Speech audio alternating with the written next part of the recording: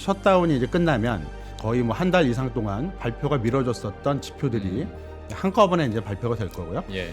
13일 날 미국 시간으로 목요일 날 CPI 발표가 예정이 돼 있고요. 네. 또 이제 주간 기준 이니셜 클레임이 이제 발표가 되는데 한 6주 동안 쌓여 있던 주간 그 고용 지표가 어떤 추세를 보였을지에 대해서도 관심이 상당히 높아질 수밖에 없을 것 같고요.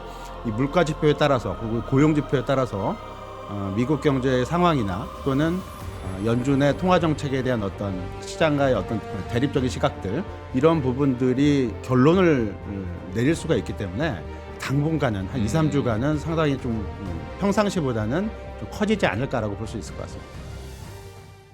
예, 심층 인터뷰 시작하겠습니다. 안녕하십니까, 김영롱입니다. 국내외적으로 불안감으로 꼽혔었던 소재들이 이제 기대감으로 한순간에 바뀌다 보니까 시장 역시 재차 상승을 합니다.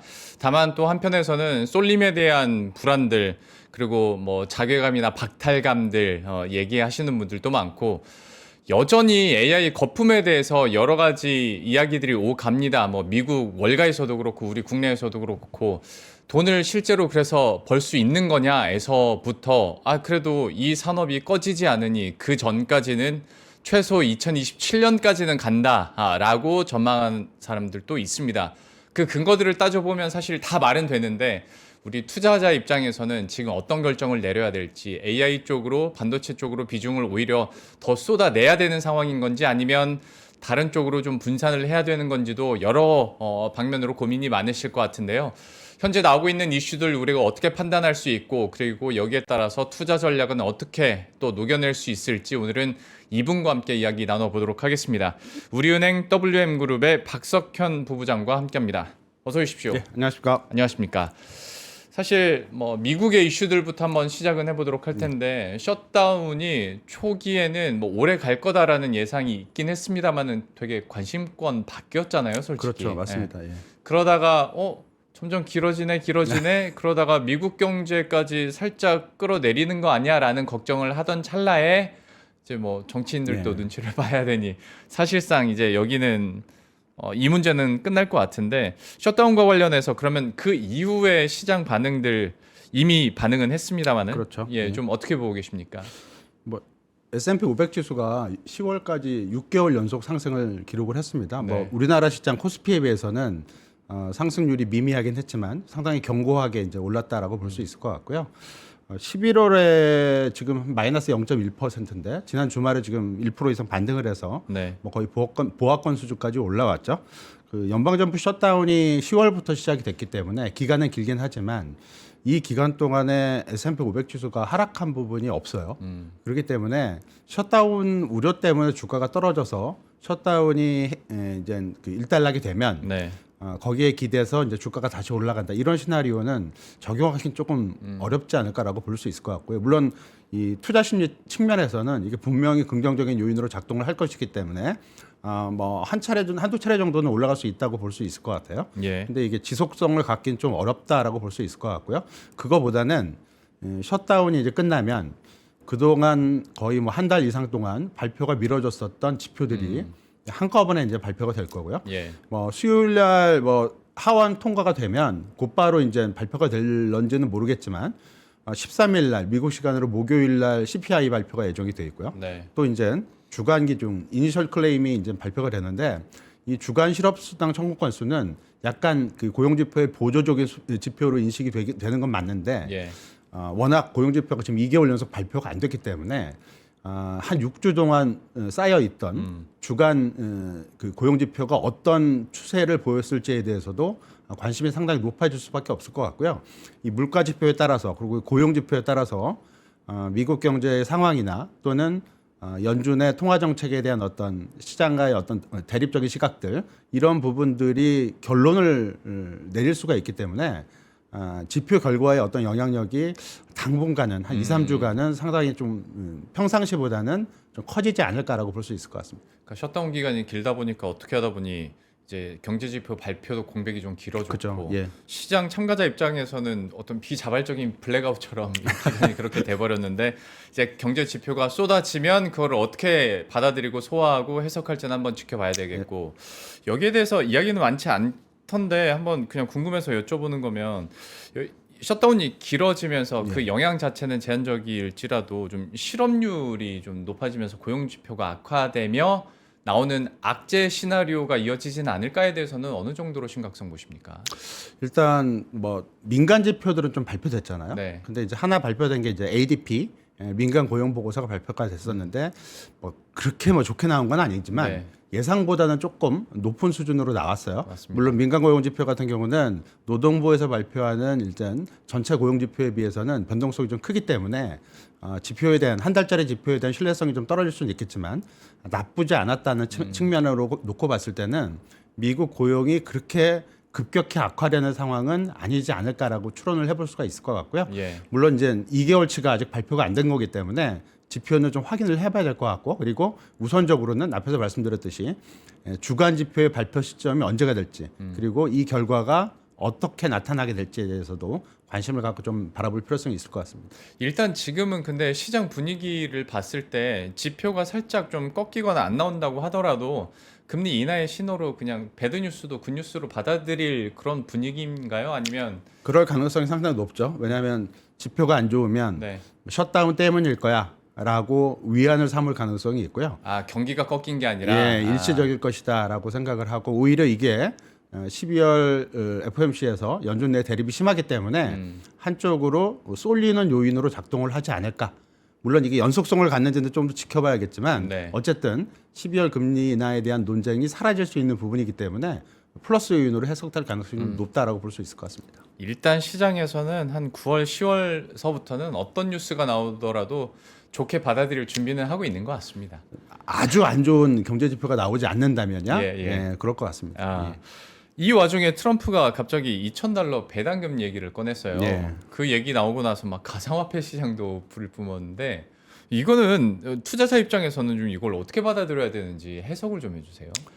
일단 뭐 초고소득 계층을 제외하고 네. $2,000씩 그 지불을 하겠다라는 부분은 아무래도 이번 선거 결과가 네. 어느 정도 영향을 좀 미치지 않았나라고 볼 수 있을 것 그러겠죠. 같고요. 저변으로는 뭐 많이 얘기가 나오고 있죠. 미국 그 경기 회복이 상당히 견고한데 네. 이게 모든 미국인들을 위한 경기 회복이 아니다라는 얘기가 많이 나오고 있고, 조금 고소득층이나 조금 그 고액 연봉자들한테 유리한 국면이 아닌가라고 얘기가 많이 나오고 있는데, 이거를 좀 해소하는 차원에서 이런 정책적인 제스처를 하는 게 아닌가라고 볼 수 있을 것 같아요. 근데 실제로도 이제 그런 부분들이 있는 게 미국 실업률이 지금 발표된 수치로는 8월달 수치까지 발표가 됐는데요. 네. 4.3%를 정도 기록을 하고 있습니다. 이게 올해 들어서 한 4.1에서 0.2% 포인트 이제 오른 건데, 네. 이 그 학력별로 보게 되면 전문학사 이상, 그러니까 일종의 대졸이라고 볼 수도 있겠죠. 네. 이 부분은 3.0% 거의 그대로 유지가 되고 있고요. 고졸 부분도 4.3%로 전문학사 이상보다는 좀 높긴 하지만 그 유지가 되고 있습니다. 근데 고졸 미만이 5.6에서 6.7%로 1.2% 포인트나 실업률이 높아졌어요. 이 얘기는 경기는 견고한데 상대적으로 조금 그 학력이 조금 떨어지고, 그리고 저소득 계층 쪽에서는 실업 고통이 생각보다는 그렇게 약하지가 않다라고 볼 수가 있는 거고요. 임금에서도 이제 볼 수가 있는데, 미국 그 전체 가구의 그 평균 임금, 시간당 평균 임금이 8월 달에 31불 50센트를 기록을 했습니다. 전년 동기로는 한 3.9% 올랐고요. 이게 전년 말에 4%였기 때문에 그렇게 큰 변화는 없다라는 얘기죠. 근데 이 업종별로 다 달라요. 그러니까 미국 그 주요 업종별 동향에서 시간당 평균 임금이 좀 낮은 업종이 뭐 비내구재, 운수창고, 그다음에 뭐 소매업종 이런데요. 소매업종 같은 경우는 전체가 31불 정도가 되는데 25불밖에 되지가 않고요. 네. 그리고 좀 그 임금이 좀 높은 데가 뭐 서비스 업종, 그다음에 금융업종, 그다음에 뭐 연구개발 이쪽이에요. 근데 이게 이쪽 업종은 시간당 평균 임금이 적게는 45불에서 많게는 60불이 넘는 그 시간당 평균 임금을 기록을 하고 있습니다. 예. 근데 재밌는 거는 앞에서 말씀드렸듯이 전체 시간당 평균 임금 상승률은 3.9%인데 이 소득이 낮은 쪽, 시간당 평균 임금이 낮은 업종은 상승률이 낮게는 2.5%밖에 안 되고, 그리고 높은 업종은 6% 이상, 심지어는 기업 경영 쪽은 8%의 임금 상승률을 기록하고 있기 때문에 앞에서 말씀드렸듯이 실업률도 좀 저소득계층한테 좀 불리하고 임금 상승률도 오히려 고소득계층 쪽으로는 더 높은 임금 상승률 그리고 이쪽 고소득계층이 임금 자체가 높기 때문에 네. 상승률마저 높아버리면 그 폭은 훨씬 더 커지거든요. 예. 그러니까 흔히 말해서 빈부 격차가 미국이 많이 커졌다. 그러니까 이런 측면에서 트럼프 대통령이 2,000달러의 어떤 일종의 어떤 패키지, 현금 지원 이런 것들을 제한하지 않았나라고 볼 수 있을 것 같습니다. 그러니까 소위 우리가 말하는 K자형 성장을 그래서 그렇죠, 맞습니다. 하고 있는 네. 상황인 네. 건데 그러면 이게 나중 궁극적으로 봤을 때 지금은 신경은 안 쓰겠습니다만은 어떤 소비여력이나 소비 심리로 봤을 때 어떤 통계에 좀 착시가 일어날 가능성도 미국에서는 많이 있겠네요. 그렇죠. 전체 소비는 좋지만 네. 그 계층 간 어떤 뭐 갈등은 그러게요. 좀 높아질 가능성이 높고요. 그리고 또 미국 전체 전체 그 가계 자산의 상당 부분을 고소득 계층들이 다 이제 점유를 하고 있기 때문에 그런 측면에서 갈등이 좀 높아질 가능성이 높아 보이고요. 또 다른 측면도 볼 수가 있는데 2,000불을 이게 관세에서 얻은 수입이잖아요. 그렇죠. 이걸 이제 민간한테 나눠주게 되면 소득 진작 효과가 있기 때문에 이 소비를 늘려서 GDP를 올리는 효과는 분명히 있습니다. 근데 원래 이 관세 수입을 재정을 좀 건전화시키는 쪽에 사용을 하게 되면 미국이 지금 재정 적자가 상당히 크고 네. 재정 적자 비율도 높고 부채 비율도 높지 않습니까? 이렇게 되면 관세에서 얻은 이득 부분을 재정 적자를 줄이는 쪽으로 사용을 하게 되면 지금 현재 공격받고 있는 미국 금리에 대해서 어느 정도 안전판 역할을 할 수 있는 요인이거든요. 근데 네. 걷다 쓰지 않고 이렇게 이제 나눠주는 쪽으로 쓰게 되면 기존에 기대해 있었던 재정 건전화 쪽 상대적 건전화가 되겠죠. 이런 부분들이 무산이 되게 되면 미국 국채를 계속 사야 되나? 그 관세 때문에 미국 국채를 이제 신뢰를 할 만도 하겠다라고 했었는데 그게 다시 원복이 되는 효과가 있기 때문에 실제로 이런 정책을 쓸지 그리고 쓰게 된다면 얼마만큼의 비용이 들어가게 될지 뭐 그런 부분들도 좀 같이 고려를 해봐야 될 것 같습니다. 참 그러니까 그렇게 좀 재정 건전성을 위해서 쓰면 좋으련만 트럼프 입장에서 생각하면 트럼프는 또 달러 스테이블 코인 해야 되니까 일부러 안 하는 걸 수도 있겠다. 거의 가족 사업이잖아요. 그렇죠. 예. 그러다 보니까 그쪽은 아예 생각도 안 하고 아예 이렇게 배당금으로 준다는 것 같은데 이거는 또 어떻게 시장에 나중에 후폭풍으로 다가올지는 한번 지켜보도록 하겠습니다. 설마 이거 배당금 이렇게 준다고 해서 시장 한편에서 뭐 상황이 그렇게 안 좋은 거야라고 해석하는 여지는 없겠죠? 그렇게 해석될 여지는 없습니다. 네. 왜냐하면 지금 앞에서 말씀드렸듯이 미국 임금 상승률이 뭐 4%면 상당히 높아요. 네. 높기 때문에 뭐 임금 뭐 부분이나 아니면 고용 부분이나 우려할 만한 수준까지는 아니라서 네. 2,000불을 준다고 그래서 정말 미국이 어려운가 그런 상황으로 그렇죠. 해석될 여지는 그렇게 제한적일 것 같습니다. 예. 그러면 이제 이런 뭐 이슈들 그리고 셔다운도 마무리가 되고 뭐 국내외적으로 주요 뭐 정상들 간의 회담도 끝나고 하다 보면 결국엔 이제 연말 분위기 잡히고 남은 건 FMC란 말이죠. 12월 FMC에서 뭐 지금도 25bp 인하는 뭐 압도적으로 높긴 합니다만은 좀 어떻게 보시는지 그리고 사실 12월도 12월인데 이제 내년의 전망치가 어떻게 되느냐가 좀 중요할 것 같아요. 좀 스탠스를 강도를 속도를 어떻게 보십니까? 일단 파월 의장이 그 10월 FOMC 이제 끝나고 네. 다소 의외의 발언을 했습니다. 그러니까 뭐 12월 FOMC에서 금리 인하가 뭐 결정된 건 아니다. 네. 이거 당연한 얘기긴 한데 그렇죠. 뭐 굳이 그런 얘기를 했다는 얘기는 약간의 경고 시그널을 주기 위해서 했다라고 볼 수 있을 것 같고요. 다만 파월 의장의 입을 빌리지 않는다 하더라도 9월 직전 FOMC죠. 9월 FOMC 점도표를 보게 되면 그 점도표에 참여하는 인원들이 19명이잖아요. 네. 19명인데 그 연말까지 그러니까 12월에도 25bp 금리 인하가 이제 필요하다라고 이제 점도표를 찍으신 분들이 한 10분 정도예요. 그리고 한 7명 정도는 동결을 하든지 아니면 금리를 오히려 인상해야 된다라고 제시한 사람도 이렇게 7명이나 됐다라는 네. 얘기죠. 이걸로 봐서는 그렇게 연준 내의 의견이 12월 FOMC 금리 인하를 기정사실화할 만큼 연준 내 의견이 확실히 인하 쪽으로 쏠려 있다라고 보기 어려울 것 같고요. 상황에 따라서는 그러니까 고용이 생각보다는 괜찮고 물가가 예상보다는 높게 올라가는 쪽으로 가게 된다면 중간지대에 있던 연준 위원들이 금리를 좀 더 매파적으로 해석을 할 여지가 있기 때문에 다소 좀 불확실했던 건 사실이고요. 네. 다만 이제 셧다운이 있었기 때문에 고려를 하자면 12월 달은 25bp 금리 인하 가능성은 좀 유력하다라고 보는 게 맞을 것 같습니다. 다만 이제 시장에서 중요하게 보는 포인트는 12월에 내리냐 안 내리냐 이거보다는 12월이니까 이제 점도표가 발표가 되게 되는데 이제부터는 내년도랑 2027년도 이제 점도표가 발표가 되게 되는 거죠. 9월 달 FOMC 점도표를 보게 되면 원래 이제 그 12월에 한 번 내리고 2026년에 한 차례 정도 추가 인하가 점도표의 이제 중간값으로 이제 표시가 됐습니다. 네. 근데 이 역시 여러 명의 위원들 간에 의견이 상당히 팽배해요. 네. 그러니까 금리를 25bp 내리고 더 내리자라고 의견을 제시한 의원이 한 10명 정도고요. 네. 오히려 동결 또는 인상하자라는 게 9명입니다.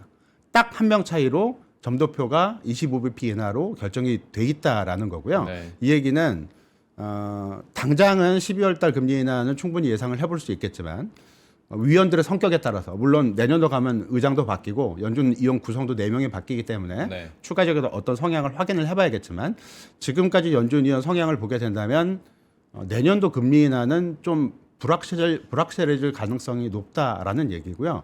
이 얘기는 조금 약간 뭐 매파적으로 얘기를 하면 이번 금리 인하 사이클의 최종 금리가 올해 결정이 될 수도 있다라는 거거든요. 네. 이 얘기는 상당히 중요한 부분으로 작용을 할 것 같아요. 기본적으로 주식 시장의 밸류에이션 멀티플이 오르고 그리고 경기에 대한 어떤 기대감이 작용했던 거는 그래도 연준이 금리 인하 사이클을 이어간다라는 전제가 깔린 건데 그렇지 않고 만일 연준의 최종 금리가 생각했던 것보다 미리 도출이 되는 결과가 맺어지게 된다면 주식 시장이나 뭐 채권 시장이나 뭐 자산 시장이나 다 함께 영향을 받을 수가 없기 때문에 12월 FOMC는 뭐 금리 인하 여부 이 자체보다는 점도표에 훨씬 더 초점을 맞춰줄 가능성이 좀 높다라고 보고 있습니다.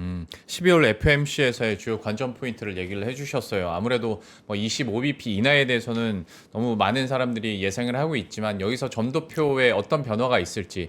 근데 참 이것도 연구를 하시는 부부장님 입장에서는 고민이 되실 게 저도 다른 분한테 여쭤봤던 것 중에 하나가 내년 금리 전망에 대해서는 경제 지표를 보고 해야 되는 건지 아니면 정치적인 리스크를 보고 해야 되는 건지 이제 친 트럼프 성향의 사람들이 많이 오게 되다 보면 이제는 이게 지표가 어디까지 유의미할까라는 생각은 합니다만 일단은 그거는 내년에 고민하도록 하고 점도표 어떻게 나오는지 한번 지켜보겠습니다. 네, 앞에서 제가 이렇게 질문드리고 나왔던 이슈들을 물론 뭐 배당금도 이제 특수한 상황이고 막 경제가 안 좋아서 배당금을 하는 건 아니지만 지금 요소만 봤을 때 돈이 풀리고 금리가 인하가 되고 지금 AI가 이렇게 성행을 하면 완벽하게 버블이 낄 수 있는 환경이 조성되는 거 아니겠습니까? 맞습니다. 지금 상황 그리고 앞으로의 상황들 그러면 어떻게 좀 버블이라고 봐야 되는 건지 이 시각은 갑론을박이 계속 이어지고 있는 건데 부부장님의 표는 어떠세요? 버블이라는 거는 그 뭐 주가로 치면 기업이익의 성장이나 뭐 이런 거 없이 주가가 오르는 상황 이러면 이제 분명히 버블일 수가 있고요. 그러니까 뭐 장기적으로 업황 전망이 좋아서 주가가 오른다 이러면 버블일 수가 있죠. 근데 그렇지 않고 기업이익이 상당 부분 많이 상향 조정이 돼서 주가가 오르면 버블이라기보다는 고평가라고 봐야 될 것 같고요. 그 버블이라는 얘기는 뭐 나중에 확인되는 거기 때문에 그러니까 기업이익 전망을 이렇게 좋게 했는데 나중에 봤더니 기업이익이 안 나왔다. 이래버리면 결과적으로 이제 버블이 되게 됩니다. 그렇기 때문에 현재를 버블이라고 얘기하기 좀 어려울 것 같고요. 그거보다는 그 기업이익 전망이 버블인가 이 부분은 좀 고민을 해봐야 될 것 같아요. 그리고 여기서 말씀드리는 기업이익 전망의 버블은 꼭 내년도 기업이익 전망뿐만이 아니라 2027년도 기업이익 전망에 대해서도 그러니까 뭐 내년에만 바짝 좋았다가 27년도에는 갑자기 안 좋아져 버리면 연속성이 없는 거기 때문에 내년도 기업이익 전망치 호전은 그렇게 오래 가기가 어려울 수도 있거든요. 주가 측면의 어떤 반영도 과정에서는 뭐 많이 가봐야 내년 상반기, 좀 빠르면 정말 빠르면 1분기 이렇게 되기 때문에 기업이익 전망의 어떤 그 신뢰성이 얼마큼 확보가 돼 있는 건지 그 부분을 먼저 확인을 해야 될 것 같고요. 다만 그 AI 기업들의 투자 이 부분이 상당 부분은 지금 현재로 봤을 때는 현실화될 가능성이 상당히 높다라고 봐야 될 것 같아요. 네. 그래서 이런 부분들이 기업이익 전망하고 연결되어 있는 상황이기 때문에 당분간은 주가 고평가 상황이 지속이 될 가능성이 높다라고 볼 수 있을 것 같고요. 예. 미국 같은 경우는 뭐 상당히 높아요. 그러니까 뭐 역사적 밸류에이션이라고 하죠. 한 금융위기 이후부터 한 15년간을 이제 보게 되면 평균치가 한 17배, 18배 이 정도가 되기 때문에 네. 표준 편차를 적용하게 되면 지금 현재 레벨 그러니까 S&P 500 기업 포워드 12개월 기준으로 한 22배, 23배 왔다 갔다 하는데 이게 플러스 2 표준 편차 수준이거든요. 네. 엄청나게 높은 수준이라고 봐야 될 것 같고요. 코스피 같은 경우도 지금 플러스 1 표준 편차를 넘나들고 있는 상황이라서 물론 그거보다 좀 더 높게 이번 사이클에도 올라가기도 했지만 어쨌든 고평가는 분명하고 중요한 거는 이게 고평가다 버블이다 이걸 따지기보다는 이 고평가 기간이 앞으로 지속이 될 수 있는 건가 그리고 이 고평가 기간을 지속시켜줄 수 있는 요인이 뭐가 있는 건가 네. 이 두 가지에 초점을 맞춰야 될 것 같고요. 뭐 지속 요인은 두 가지라고 볼 수 있을 것 같아요. 앞에서 말씀드린 대로 기업이익 전망 호조가 언제까지 이어질 수 있을지 그리고 다른 하나는 외부적인 요인으로 이런 고평가를 무너뜨릴 요인이 등장하게 될지 이 두 가지인데 뭐 두 번째 외부적인 요인은 당연히 뭐 연준의 통화정책 사이클이라고 봐야 될 것 같고요. 아직까지는 이 두 가지 요인 모두 고평가를 지지하는 요인이기 때문에 주식시장이 뭐 무너진다거나 아니면 급격한 조정을 보인다거나 그럴 조짐은 아직까지는 없다라고 봐야 될 것 같습니다. 근데 또 희망을 담아서 말씀을 드려보면 고평가가 길어지면 그게 또 리레이팅 될 수도 있는 거 아니겠습니까? 그렇죠. 뭐 리레이팅이라는 단어가 상당히 어렵긴 합니다. 리레이팅은 추세적인 예. 그리고 다른 나라와 비교해서 네. 우리나라 시장만의 어떤 기본적인 펀더멘탈 요인이 바뀌어서 예. 그게 추세적으로 장기적으로 멀티플 밸류에이션 바뀌는 과정을 얘기할 수가 있는 거고요. 네. 그 과정 속에 우리나라가 있는 건 분명해요. 네. 분명합니다. 분명한데 시간이 많이 걸린다는 점은 조금은 어느 정도 인식을 해야 될 것 같습니다. 네, 맞습니다.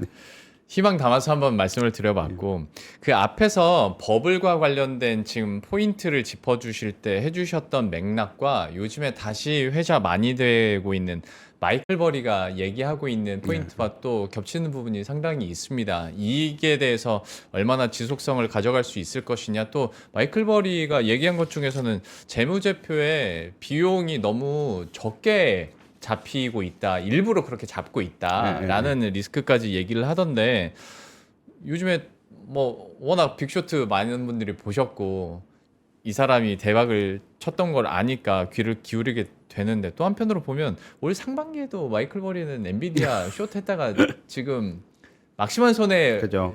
것으로 추정은 되던데 요즘 다시 나옵니다. 이 의견들은 좀 어떻게 보고 계세요? 마이클 버리 이분은 되게 이제 그 인사이트가 강하신 분이고 네. 그리고 상당히 뛰어나신 분이죠. 근데 이 헤지펀드 성격일 수는 있는데 이 투자 기간이 되게 길어요. 이분도 네, 네. 이게 짧지 않습니다. 그러니까 뭐 기민하게 캐치해서 바로 이제 매도 포지션을 채고 이런 게 아니라는 거고요. 앞에서 말씀해 주셨듯이 약간의 어떤 버블이나 고평가를 생각을 했기 때문에 엔비디아 주식을 숏을 했겠죠. 근데 과거에 이제 이분이 유명해진 게 이제 금융위기 때잖아요. 그렇죠. 네. 그 약간 그 서프라임 모기지 이 자산에 대해서 숏 포지션을 취해서 뭐 CDS를 이제 구축을 한 건데 네. 언제 CDS를 구축을 했냐면 2005년부터 CDS를 처음 구축하기 시작했고 네. 이 CDS 매도 포지션을 공격적으로 쌓았던 시기는 2005년 말부터 2006년 초라고 알고 있습니다. 그러니까 글로벌 리먼은 2008년이고 네. 그리고 자산 버블 붕괴는 2007년 11월부터 시작이 됐으니까 숏 포지션을 본격적으로 쌓고 거의 1년 10개월 있다가 붕괴가 시작이 되는 거예요. 네. 이를 통해서 상당히 많은 부를 축적한 건 맞습니다. 근데 이게 바로 숏 포지션을 구축했다고 해서 조만간에 시장이 무너질 것처럼 해석할 필요는 없는 거고요. 물론 네. 그때가 그렇게 뭐 1년 이상 걸렸다고 그래서 요번에도 이제 그렇게 걸릴 것이다. 뭐 이런 가정을 할 필요는 없습니다. 예. 요번에는 훨씬 더 빨라질 가능성도 있다라는 얘기죠. 근데 밸류에이션 아까 말씀드렸을 때 버블이랑 고평가는 좀 구분을 해야 된다고 말씀을 드렸잖아요. 네. 미국 시장의 그 고평가가 유독 심했던 때가 99년이고요. 그리고 이제 거기에 준할 만큼 높았던 때가 그 팬데믹 시절 네. 2001년이라고 볼 수가 있겠는데 99년도에 미국 S&P 500 지수 PER이 고점을 찍은 거는 99년 4월에 고점을 찍었고요. 주가 고점은 1년 뒤죠. 2000년 3월에 기록을 했습니다. 그러니까 네. PER 고점과 주가 고점 사이에 괴리가 상당히 있고 이 기간 동안에 주식이 S&P 500 지수가 13% 이상 올랐기 때문에 네.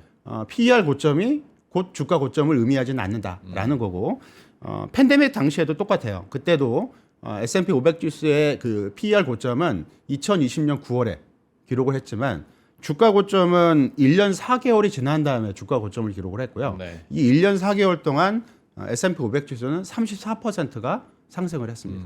그렇기 때문에 그러면 이 기간 동안, 그러니까 99년도에 1년, 2020년, 2021년도에 1년 4개월 이렇게 오랜 기간 동안 밸류에이션이 높음에도 불구하고 이 고평가를 계속 유지시킨 요인이 뭐였느냐 이 부분에 초점을 맞춰야 된다는 얘기고 이때도 물론 앞에서 말씀드린 대로 기업이익 전망 변화랑 그다음에 연준의 통화정책 사이클이 고점 형성 시기하고 밀접한 관련을 맺었기 때문에 이 고평가 자체에만 너무 초점을 맞추기보다는 이 고평가를 무너뜨릴 수 있는 요인이 뭐가 될지 물론 이번 사이클에서는 뭐 기업이익이나 연준 사이클이 아니라 다른 게 될 수도 있습니다. 네. 그러니까 어떤 요인이 이 사이클을 무너뜨릴 수 있는지에 대해서 초점을 맞춰야 될 것 같고요. 그리고 마이클 버리 케이스나 뭐 과거 미국 그 S&P 500 지수 이 PER 사이클을 보게 된다면 한 1년 정도는 PER이 고점을 찍었어도 주가 상승세가 이어질 가능성이 있다라는 쪽으로 생각을 해봐야 될 것 같습니다.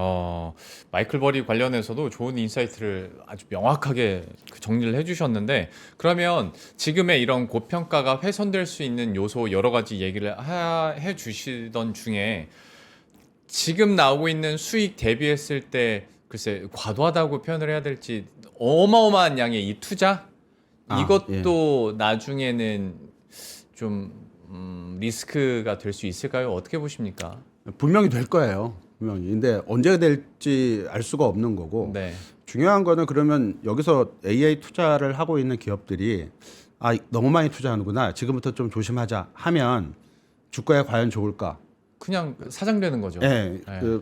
지금 메모리 반도체나 아니면은 올해 상반기까지 지난해부터 그러니까 지지난해부터 엔비디아 같은 뭐 AI 가속기 칩이나 파운더리 업체들 이익이 좋았던 거는 이 업체들이 2023년부터 대규모 투자를 계속 늘려왔기 때문에 네. 거기에 따른 지금 수혜를 입은 거거든요. 예. 그리고 이제 올해 하반기부터 본격적으로 메모리 업체한테 이런 수익이 많이 집중이 될 것이다라고 기대를 하기 때문에 기업이익 전망치가 급격히 올라가고 주가도 거기에 따라서 올라간 거기 때문에 이 투자가 지속이 될 수 있을지 여부가 이제 중요하긴 합니다. 중요하긴 한데 갑자기 멈출 가능성은 거의 없다라고 봐요. 왜냐하면 이 한 가지 예를 들어드리면 99년도에 네. S&P 500 지수의 시가총액 1위 기업이 마이크로소프트였어요. 예. 그리고 나머지 업체들이 쭉 있습니다. 여기 뭐 노키아도 있고 뭐 시스코도 있고 쭉 있는데 지금 현재 이 탑 10 기업 중에 남아 있는 업체는 마이크로소프트 하나밖에 없고요. 하나밖에 없고 그리고 팬데믹 이전에 탑 10 종목들 하고 지금하고 비교해 보면 불과 한 5, 6년 전인데 이미 4-5개 업체가 바뀌었어요. 네. 그러니까 그 얘기는 어떤 중요한 변곡점이나 어떤 변환기에서 기업들이 어떤 생존이나 투자 사이클을 놓치게 되면 없어지는 건 아닙니다. 근데 주도권을 잃어서 약간 잊혀진 기업이 될 수가 있다라는 거예요. 지난해 그 구글 CEO죠. 그 뭐 순다르 파차인가 네. 피차인가 그분이 이제 뭐 AI 투자는 과잉 투자의 위험보다는 과소 투자의 위험이 훨씬 크다라고 네. 얘기했어요. 이 얘기는 맞아요. 과잉 투자를 해서 수익성이 악화될 수는 있는데 과소 투자를 하게 되면 회사가 없어질 수도 있다라는 얘기. 그렇죠. 예. 근데 그런 걸로 봐서는 아직 그 승부가 안 났습니다. 그러니까 사람들이 지금 그 생성형 AI 서비스를 이용하잖아요. 예. 뭐 챗 GPT나 뭐 코파일럿이나 뭐 여러 가지 이용을 하는데 여러 가지를 다 한꺼번에 이용하고 있지 않습니까? 네. 나중에 되면 어느 게 정말 좋은지를 결정을 하게 될 거고 예. 그 서비스를 메인 서비스로 하게 될 거예요. 그러겠죠. 그때는 당연히 유료화도 하게 될 거고요. 네. 이걸 이기기 위해서는 투자를 게을리할 수가 없어요. 설사 그게 과잉 투자라도. 그래서 그런 부분들이 당분간은 이런 투자를 지속시킬 가능성이 높다는 얘기고요. 그리고 이런 투자에 따른 과일을 처음에는 AI 가속기 업체, 그 다음에 TSMC 같은 파운더리 업체가 독식을 냈었는데 이게 이제 하반기 이후부터 생성화 과정, 그러니까 그 유료화 과정 그리고 고속화, 그러니까 그 고도화 과정에서 메모리 업체들이 이런 수혜를 많이 지금 입는 거기 때문에 네. 그런 과정이 있다라고 봐야 될 것 같고요. 당분간은 그런 부분들이 뭐 뒤바뀌거나 그러지는 않을 것 같습니다. 다만 이제 이것도 앞에 말씀드린 대로 기업이익의 견고한 성장을 전제로 합니다. 그러니까 투자의 원천은 기업이익이잖아요. 이익 네. 베이스로 투자를 하는 거. 물론 최근 뭐 메타처럼 외부 차입을 할 수도 있겠지만 이건 이제 레버리지를 높여서 우려감을 일으키는 요인이기 때문에 네. 기본적으로는 그 이렇게 많이 투자하는 기업들의 순이익이 계속 그 증가를 할 수 있겠냐 이게 이제 포인트가 될 것 같고요.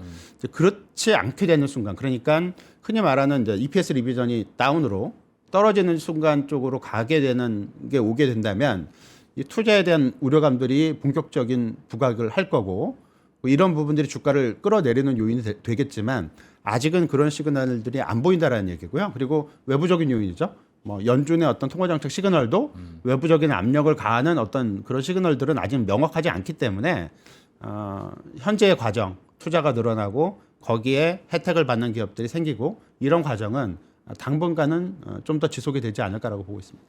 그러니까 AI 첨단 산업이다 보니까 더더욱이 투자를 멈출 수가 없는 것 같고 지금 나와 있는 생성형 AI들의 어떤 기술력이나 경쟁력 점수를 퍼포먼스 점수를 해보면 한 열 몇 개 되는 생성형 AI 서비스들이 다 91점에서 95점 사이에 다 고만고만하게 높게 놀더라고요.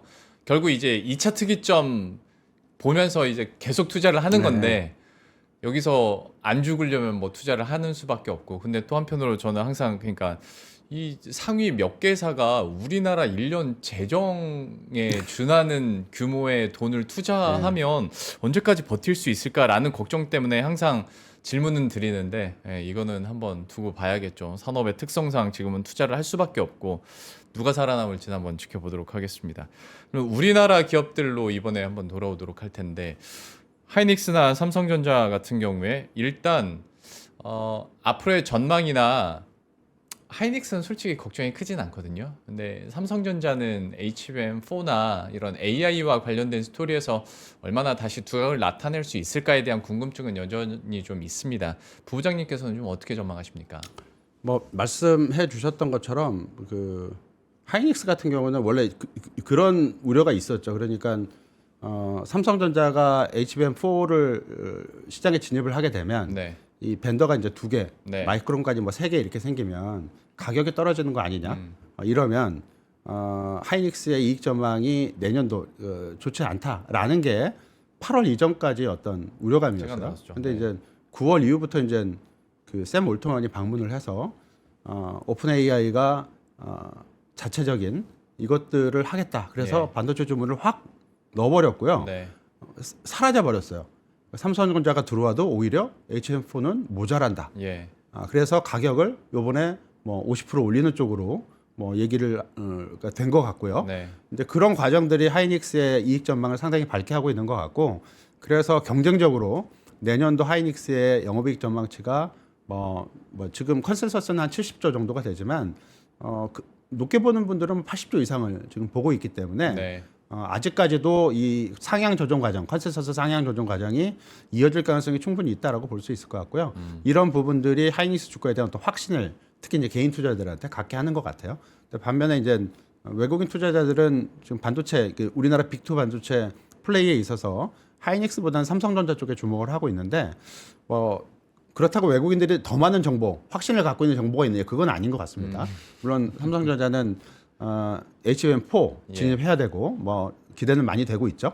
그리고 파운더리 쪽에서도 수주를 더 받아서 이 적자폭을 줄여야 되고요. 네. 그리고 삼성전자는 다른 사업 부분도 있기 때문에 그쪽에 대한 어떤 좋은 어떤 결과도 기대를 해야 되기 때문에 다만 이런 건 있어요.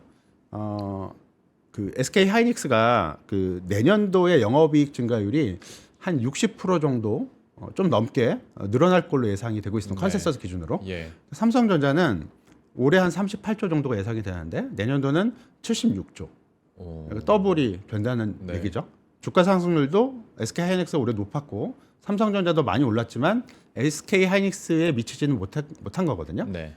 내년 실적의 모멘텀, 이익 성장률로 놓고 봤을 때 삼성전자가 SK하이닉스보다 현재 예상이 되고 있는 사업 계획이 그대로 잘 진행이 된다면 SK하이닉스보다 삼성전자의 영업이익 증가율이 더 높고 올해 주가 상승률의 반영도는 더 낮았기 때문에 기회적인 어떤 그런 부분이 삼성전자에 더 있지 않을까라고 기대가 되고 있는 것 같고요. 이런 부분들이 외국인 투자자들은 하이닉스가 나빠서 파는 건 아닐 거예요. 네. 상대적으로 삼성전자의 업사이드 포텐셜이 좀 높다라고 보기 때문에 그쪽에 외국인 투자자들은 조금 더 집중을 하고 있는 게 아닌가라고 볼 수 있을 것 같고요.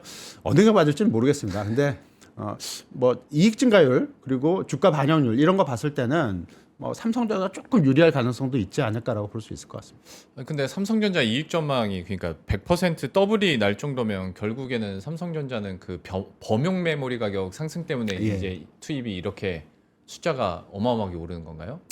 뭐 다 같이 효과를 보는 것 같아요. 지금 애널리스트들의 내년 이익 전망치에 HBM4가 얼마나 들어가 있는지 모르겠지만 네. 범용 부분도 상당히 있을 것 같고요. 왜냐하면 전 세계에서 메모리 캐파 중에 네. 삼성전자만큼 생산을 많이 할 수 있는 기업은 없고요. 네. 특히 이제 범용 메모리 쪽은 훨씬 더 그렇고 이게 어느 정도 매크로 지표에서도 확인이 되는 거는 우리나라 수출 경기가 상당히 좋지 않습니까? 네. 근데 유일하게 지역별로 안 좋았던 시장이 중국이었어요.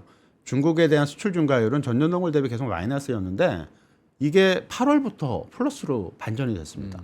특히 메모리 반도체 대중국 수출은 두 자릿수 증가율로 갑자기 튀어 올랐거든요. 그렇다고 중국 경기가 갑자기 좋아진 것도 아니고 네. 삼성이 중국에 뭐 이상한 거를 갑자기 판 것도 아닐 겁니다.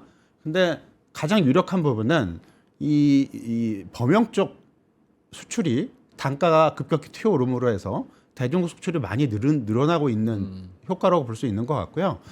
상당 부분 이 부분이 삼성전자에 좀 도움이 됐지 않나라고 볼 수 있을 것 같고 이런 시그널들이 나온 게 8월부터거든요. 수출 네. 지표로는. 그러면 삼성전자 실적에도 3분기 이 하이닉스는 어닝 서프라이즈를 기록하지 못했습니다. 물론 삼성전자 실적 발표 이후에 SK 하이닉스의 3분기 영업이익 전망치가 상향 조정됐기 때문에 그 부분을 감안을 해야 되긴 하겠지만 그래도 삼성전자는 3분기 실적이 서프라이즈 20% 이상 예상치보다 높게 나오기 때문에 예. 이런 부분들이 레거시 반도체 쪽의 어떤 효과가 반영이 됐다라고 볼 수 있을 것 같고요. 그리고 그 이후로도 지금 그 레거시 쪽의 가격 상승률은 지금 뭐 어마어마하게 올라가고 있기 때문에 그러게요. 이 부분이 4분기 그리고 내년 실적에도 실적 전망치에도 상당 부분 반영이 돼 있다라고 봐야 될 것 같습니다. 저 이거 하나만 여쭤볼게요. 이거는 전혀 어떤 비논리적이고 비과학적인 질문일 수는 있는데 AI 모델도 커지고 고도화되고 효율화 시켜야 되니까 그런다는 건 알겠는데 낸드마저 요즘에 가격 상승이 그냥 이렇게 서버리잖아요. 과거에 좀 보신 적이 있으세요? 이런 현상들? 뭐 낸드뿐만이 아니라 반도체 전 라인이 다 그런 것 같아요. 네. 이익 전망치가 이렇게 오르다, 그러니까 그 제품 가격이 이렇게 뭐 전 라인에 걸쳐 다 오르다 보니까 네. 전혀 보지 못했던 그 수치들이 나오게 되는데 네. 삼성전자하고 SK 하이닉스의 내년 실적 전망치가 거의 삼성전자 더블이 났다고 이렇게 증가율이 네. 이제 더블인데 리비전 그러니까 이익 전망치의 상향 조정폭도 거의 더블이 났습니다. 그것도 뭐 1년, 2년에 걸쳐서 이루어진 게 아니고 네. 단 몇 개월에 걸쳐서 이루어진 거고요. 네. 아주 재밌는 부분은 저는 뭐 그 시장 전체를 타겟팅하는 사람이기 때문에 코스피하고 S&P 500 지수 이렇게 타겟팅을 하거든요. 네. 근데 코스피 타겟팅이 되게 드라마틱해졌어요. 그러니까 뭐 여러 가지 방법이 있겠지만 코스피를 타겟팅한 목표가를 정하는 방식은 밸류에이션 레벨을 정해서 네. 상황에 맞게 정해서 이 밸류에이션에 맞는 목표가를 정하는 거거든요. 네. 근데 이게 코스피를 맥시멈 레벨로 밸류에이션을 주게 되면 한 12.5배 이게 이제 표준 편차의 플러스 2배 정도를 한 거예요. 12.5배인데 이게 10월 초만 하더라도 12.5배 해당하는 코스피가 네. 4,200이었어요. 네. 근데 이게 한 달 만에 4,700까지 올라 있습니다. 예. 한 달 만에 그것도 500포인트가 올랐다는 얘기죠. 목표가를 당연히 상향 조정해야 되는 거죠. 이러면 왜냐하면 목표 밸류에이션을 낮출 수는 없는 거니까 한 달 만에 네. 상향 조정해야 되는데 좀 머쓱해지는 거는 어떻게 한 달 만에 코스피 목표치가 500포인트가 오르냐. 이게 다른 데가 그런 게 아니라 이익 전망치가 그만큼 올랐기 때문에 이렇게 따라 올라가는 거거든요. 네. 아주 특이한 케이스고요. 이런 케이스는 제 경험상 한 번도 없는 것 같습니다. 최근에 이제 증권사마다 이제 내년도 전망치들이 막 변하잖아요. 네. 변하는 폭도 상당히 큽니다. 지금 한 시장에서 한 3,000포인트 차이 납니다. 맞습니다. 이렇게 되는 게 최고와. 뭐 한 달 전에 전망한 거랑 예. 지금 전망한 거랑 이익 전망치가 너무 많이 바뀌어 있어 갖고 예. 이게 시시각각 변하는 흐름이 좀 있는 거고요. 물론 이 부분은 삼성전자, SK하이닉스 다 실적 발표가 마무리됐기 때문에 네. 지금부터는 좀 약간 평행할 것 같아요. 근데 좀 재미있는 부분은 다음 주에 엔비디아 실적 발표가 있고 네. 12월 가면 또 마이크론 테크놀로지가 8월 결산 법인이기 때문에 1분기 분기 실적을 발표를 하게 됩니다. 네. 그리고 또 1월 가면 삼성전자하고 SK하이닉스의 실적이 또 발표가 돼요. 네. 돌아가면서 발표되기 때문에 이익 전망치가 긍정적인 흐름을 유지하고 있는 상황이라면 매달 반도체 이벤트가 나올 수가 있다라는 얘기죠. 이런 부분들이 주가가 좀 어지럽고 아찔하긴 하지만 조정이 있더라도 고점을 치기에는 아직 좀 성급한 시기가 아닌가라고 볼 수 있을 것 같습니다. 결국 반도체 업체들의 또 가이던스가 어떻게 나오느냐에 따라서 그날, 그 주, 그 달에 좀 주식 시장의 어떤 변동성도 좀 생길 수 있겠다라는 생각도 듭니다. 어쨌거나 지금은 뭐 이익 전망치나 뭐 그런 것들이 너무 가파르게 오르고 있기 때문에 지금 굳이 이거를 막 거부할 필요는 없고 여기에 따라서 전략을 잘 짜야 될 텐데 전략적인 부분에서 몇 가지 그러면 질문 드리고 마무리를 짓겠습니다. 어제 시장에서 좀 긍정적으로 봤던 포인트 중에 하나가 상승 종목이 많았다라는 거였거든요. 2,000개 이상의 상승 종목들이 나오다 보니까 한번 출렁하고 나서 반도체도 잘 갔지만 금융지주도 가고 소외됐던 종목들도 가고 기존의 반도체 전에 대장주들도 좀 가고 하는구나. 온기가 퍼지나? 물음표를 찍기가 무섭게 오늘은 다시 코스피가 33포인트 올랐는데 삼성전자랑 SK하이닉스가 32포인트를 올렸더라고요. 네, 맞습니다. 이 쏠림에 대해서 이건 좀 어떻게 해석을 해야 되겠습니까? 일단 좀 불편하긴 하죠. 불편하긴 한데 기본적으로 주식 시장이 이제 그 기업이익 측면에서 이제 움직인다라는 걸 가정을 했을 때는 좀 약간 불가피한 측면이 좀 있는 것 같아요. 그러니까 올해 코스피 기업의 영업이익이 지금 한 294조, 295조 정도가 예상이 되고 있고요. 내년도에는 405조 정도 예상이 됩니다. 111조 정도 이제 늘어난다라는 건데 111조 증가분의 60%를 삼성전자하고 SK하이닉스 두 종목이 차지를 하게 돼요. 이거 좀 기업이익 측면에서 보자면 두 종목의 수혜가 집중이 되는 거는 어쩔 수 없는 부분이 되지 않을까라고 볼 수 있을 것 같고요. 근데 비단 이거는 뭐 우리나라만 그렇지는 않습니다. 미국도 비슷한 추이다라고 볼 수가 있을 것 같은데 미국도 지금 뭐 탑 5 종목의 시가총액이 S&P 500 전체 기업의 30%고요. 탑 10까지 하면 40% 정도가 됩니다. 이게 한 10년 전에는 탑 10이 한 15% 그리고 이게 탑 5가 한 15%, 탑 10으로 가면 20%밖에 안 되는데 이게 더블이 됐다는 얘기죠. 그냥 더블이 된 게 아니라 그만큼 탑 5 종목, 탑 10 종목의 순이익 비중이 물론 시가총액 비중만큼 는 건 아니지만 거의 2배가 올랐어요. 2배가 이제 지금 현재 한 20% 정도를 차지하고 있고요. 이게 10년 전에 10%밖에 안 되기 때문에 기업이익 전망을 반영한 시장 내부적인 변화, 일부 종목이 전체 기업이익에서 차지하는 비중이 높아지고 있기 때문에 쏠림 현상도 일어날 수밖에 없다라고 봐야 될 것 같고요. 이런 부분들이 앞으로 개선이 된다면 좋겠지만 내년도 이익 전망치를 기준으로 봤을 때는 그런 부분들이 좀 개선될 여지는 제한적이다라는 거고 다른 한데 기대를 걸 수 있는 부분은 어제 이제 그게 상승 종목수가 많아진 부분이 국내 정책 요인 때문에 그렇거든요. 이 정책 요인은 연말까지는 계속 나올 것 같습니다. 특히 정기국회가 이제 끝나는 시점이 12월 말이 아니고 12월 초예요. 12월 초기 때문에 배당 관련된 정책, 정부 정책, 배당세율 조정이겠죠. 그리고 자사주 매입 소각 관련된 정책 이게 앞으로 한 달 도 안 남은 기간 동안에 다 정해질 가능성이 높고 네. 그게 이제 발표되는 시점을 기준으로 주가가 반영을 할 것이기 때문에 예. 국내 기업의 어떤 코스피, 뭐 코스닥도 마찬가지겠지만 특히 이제 코스피 내에서 상승 종목 수가 하락 종목 수를 하회해서 전체적인 시장 분위기가 좋아지는 기간은 방금 말씀드린 국내 정책 효과가 작용할 수 있는 시점의 어떤 피크 시점, 그 시점 정도가 되지 않을까라고 볼 수 있을 것 같습니다. 알겠습니다. 참 지금 상황이 어쩔 수는 없는데 또 거기 어쩔 수 없는 상황을 또 설명을 해주시니 이해하고 넘어가겠습니다. 그리고 또 뉴스 나왔던 것 중에 하나 이것도 한번 해석을 들어봐야 될 것 같은데 국민연금 있지 않습니까? 네. 이미 국내 주식 비중은 가득 찼는데 네. 전략적 자산 배분 이거 하면 한 2% 정도 더 넣을 수 있다 뭐 이런 얘기 하던데 이거 좀 어떻게 보시고 이게 실제로 주식 시장을 여기서 조금 더 붕업시키는데 역할을 할 거라고 보시는지 이 사안은 좀 어떻게 보셨어요? 뭐 전술적 자산 배분의 어떤 비중을 조절할 어떤 포인트가 있어요. 그걸 이제 활용을 하게 되면 네. 상승 여력 2%만 하더라도 뭐 연금 워낙 규모가 그럼요. 크기 때문에 네. 뭐 조 단위의 단위가 되겠죠. 네. 근데 가능성은 상당히 제한적이라고 보고 있습니다. 왜냐하면 이미 국내 주식 비중을 많이 높여놨고 높여놨던 것보단 높여진 거죠. 그쵸. 시가총액이 늘어나서 네. 높여진 건데 이거를 인위적으로 조절을 하게 되면 이걸 비중 조절하는 사람이 이런 분들이 나중에 상당히 큰 책임을 질 수가 그러겠죠. 있습니다. 네. 잘 되면 모르겠지만 혹시나 이게 수익률이 좀 안 좋아져서 국민연금의 수익률에 손실을 입히는 요인으로 작동을 하게 된다. 네. 누가 책임질 수도 없는 문제거든요. 그리고 이게 뭐 어떤 한 개인 개별 기업의 문제가 아니고 연금, 국민연금 전체를 다루는 거기 때문에 이게 장기 계획 자산 배분 원칙에 따라서 이제 이루어지는 거기 때문에 그 원칙을 굳이 물론 바꾸는 건 아닙니다. 전술적 자산 배분의 비중 조정을 할 수 있는 여지가 분명히 법적으로 있기 때문에 네. 상당히 무리한 조항이에요.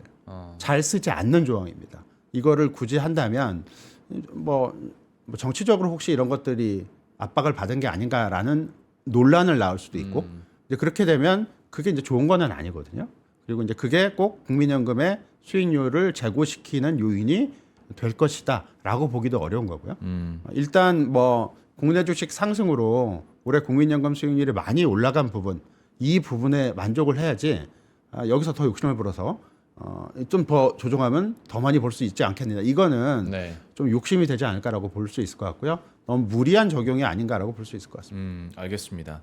그리고 3차 상법 개정도 한번 여쭤볼 텐데 여기 이거는 어떤 향후 영향에 대해서 좀 여쭤보고 싶은 게 상법 개정이나 정부 정책 올 상반기 때나 이런 정부의 스탠스를 확인했을 때는 수혜주들이 꽤 많았거든요. 산업군도 많고 어쨌거나 저 PBR에 좀 ROE를 좀 높일 수 있는 기업이다 싶으면 같이 올랐는데 지금은 딱 금융 지주만 포커싱이 많이 되는 모습이거든요. 3차 상법 개정 얘기가 나오고 이게 실제화되고 현실이 될 때 여전히 수혜주들은 금융지주, 증권, 보험 뭐 이런 쪽으로만 가야 되는 건지 아니면 이건 좀 온기가 퍼질 수 있을지에 대해서는 어떻게 보십니까?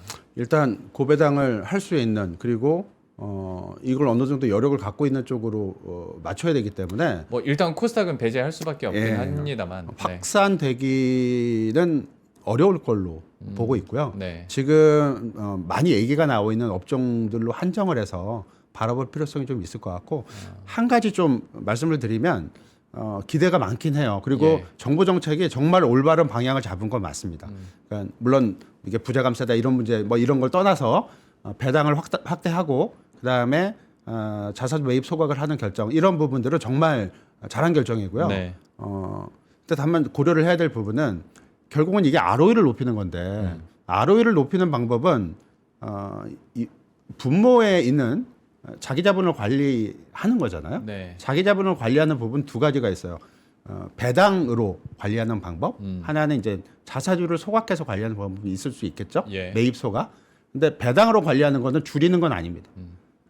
쌓는 거를 덜 쌓게 해서 관리를 하는 거죠. 네. 많이 쌓지 않게. 그리고 자사주 소각은 이거를 줄여주는 효과가 있기 때문에 매입 소각은 있기 때문에 조금 더 강력한 방법이라고 볼 수 있는 거고. 네. 근데 고민을 해야 될 부분은 올해 예상치 기준 코스피 기업의 자본 총계, 그러니까 자기 자본 값은 3천조 원이 될 것 같아요. 네. 3천조 원. 작년에 우리나라 코스피 기업 배당을 45조 했습니다. 더 많이 해서 자기 자본을 덜 쌓는 하더라도 1년에 티가 날 수 있는 부분은 3천조 원에 얼마나 티가 날까요? 자사주 매입 소각도 얼마만큼의 매입 소각을 할 수 있을까요? 반대로 자사주 매입 소각을 하게 되면 우리나라 같은 경우는 자기 자본이 줄어서 부채 비율이 높아지게 됩니다.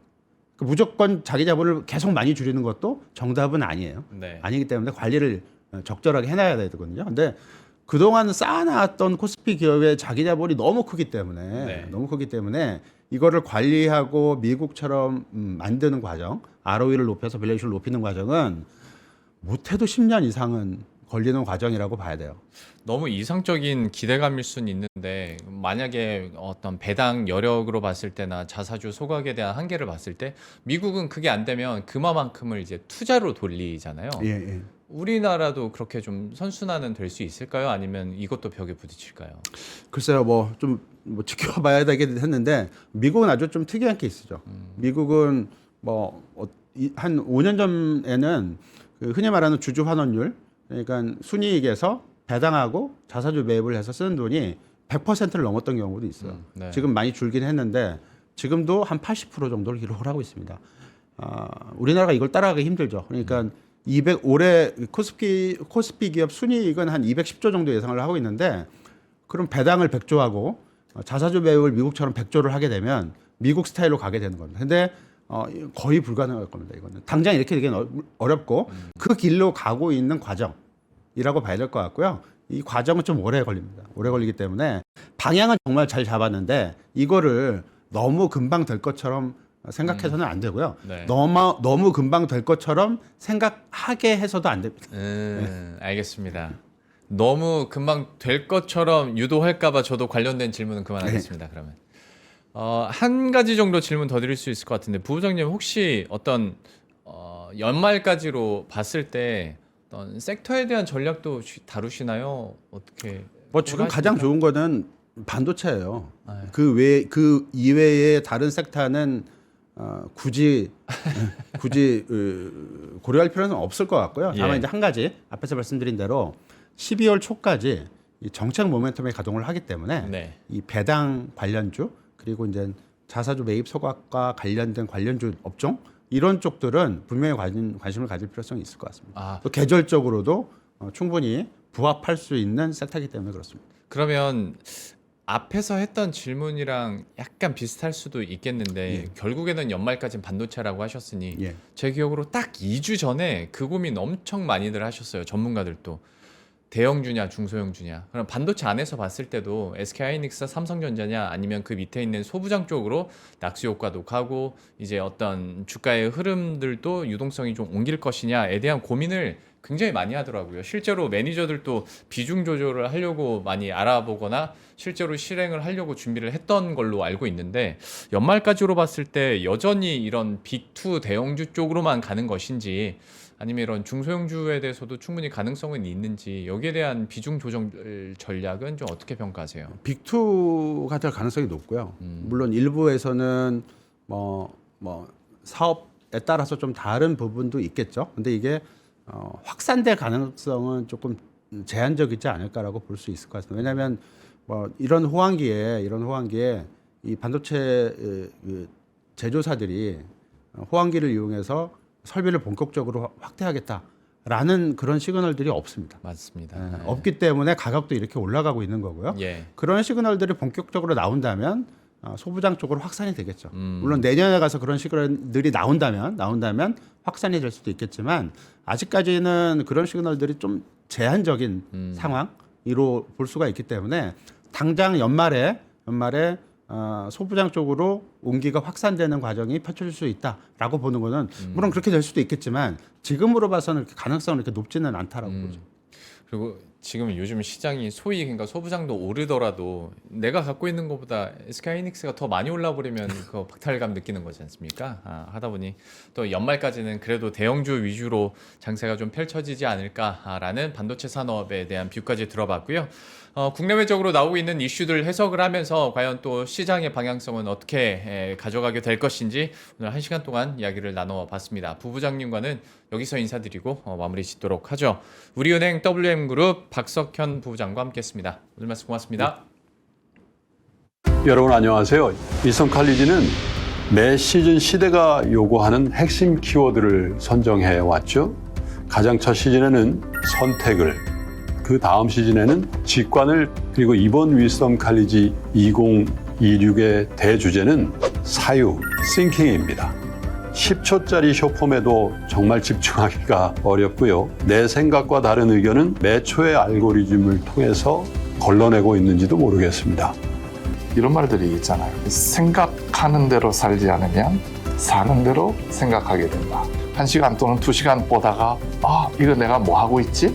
라는 생각을 할 때 생각이 우리의 삶을 제어할 수 있는 것으로 나아가면서 자기의 삶을 생각이 이끌어갈 수 있게 하는 훈련도 해야 되고 또 방법도 찾아야 되는 것 같습니다. 마이클 샌델로부터 시작되는 이 여정, 11개 분야 17분의 연사들과 함께하게 될 위스덤 칼리지 2026. 여러분들의 인생의 새로운 전환점이 되기를 바라겠습니다. 영상 아래 링크를 통해 지금 등록하세요.